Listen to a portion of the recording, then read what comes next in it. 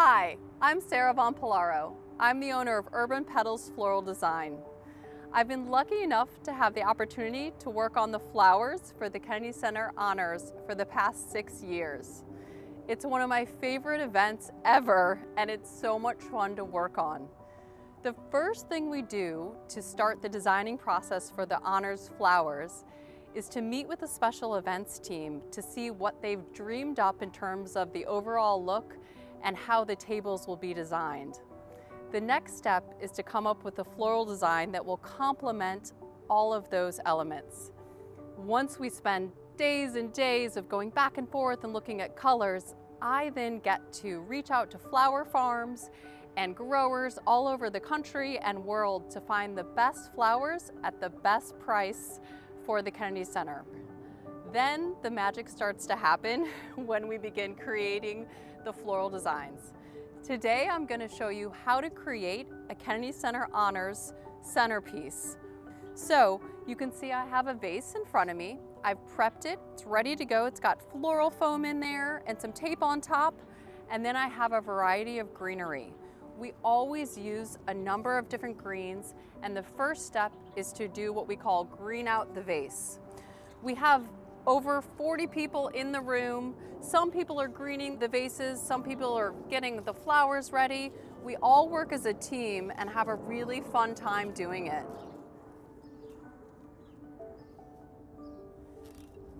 The first type of greenery I'm putting in here is called ruscus, and it comes from Florida. For the honors, we often buy about 10 cases of this, and we end up creating all the arrangements on site here at the Kennedy Center, and we bring it all together in the span of just a few days. You can imagine we want everything very fresh and looking great. Okay. The second type of greenery is called variegated pittosporum. The greenery really helps to bring a life to the space and keep everything feeling fresh and lovely. And it's again our first step in the creation of these designs. And we've got a great base here for our flowers. We've got one last type of greenery I'm going to use here. It's called Dusty Miller. It comes from California. And in this case, it has this kind of cool texture, but also a great silvery look. I'm just tucking it in all over, again, spinning it as I go so I can see where my holes are and filling them in. Now, as you heard me mention, we use tons of flowers, and they come in a few days in advance of the honors, and we process them, which means we take them out of the boxes from Ecuador and Colombia and sometimes Thailand, all over the world. We cut them and get them all prepared in the water temperature that they like and make sure they're in perfect shape, ready to go for the honors. Today I'm using some of the local spring flowers, which is so much fun. And I have beautiful peonies right here, nice and open. And I'm just gonna trim it and start with my peonies, and then I'll move on to other flowers. Once we create the designs, we just all work almost in an assembly line, like you can imagine in a kitchen. Maybe one person putting in the first type of flower, another florist doing a separate flower. It's a lot of fun, and you get really good at the thing you're doing. In addition to the low arrangements, like this that I'm making here for you today, we also have tons of tall centerpieces that we create, and those are a different design. Here we go. Got the greens and peonies ready to go, and now I get to add roses. These ones came from Ecuador, and that's one of the places where we get a lot of the roses for the honors. And I've had the pleasure of traveling there to visit the farms and check out the sustainable growing practices and different things. So it's really fun to get to see where the flowers come from and then bring them to life for something like the honors, where we have to use thousands and thousands of them.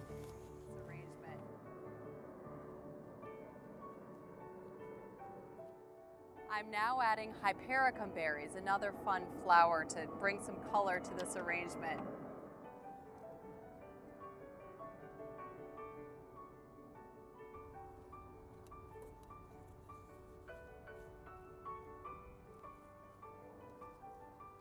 You might think this is already looking pretty good or full, but it's not quite ready yet. We want these to be absolutely fantastic and to be able to fill up the center of the tables at the honors. That's really important because when guests walk in, they see the entire space, and we want it to feel magical, full, gorgeous, ready to welcome them to sit and enjoy themselves for the evening. I'm now adding a different type of rose. It's called Esperance and has a slightly different pink color just to add some dimension. One more type of flower is going to go in here. It's a cymbidium orchid, in this case that came from Holland on a long stem. We just need to have a few blossoms in each one, but they really tie everything together. The last thing we do is just look it over, make sure everything is right, and sometimes add one more bit of greenery that can sort of hang off the side and give us a soft, gorgeous look, and just make sure that everything feels perfect.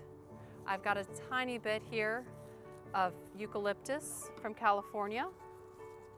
We'll just put a touch on the edges. And again, it's sort of a silvery blue color, so we're going to pick up that silver in the Dusty Miller with the eucalyptus. Layers and layers that bring this all together. It's truly a dream come true to get to work on the flowers for the honors. I hope you enjoyed watching how we put a centerpiece together, and I hope you enjoyed this year's honors.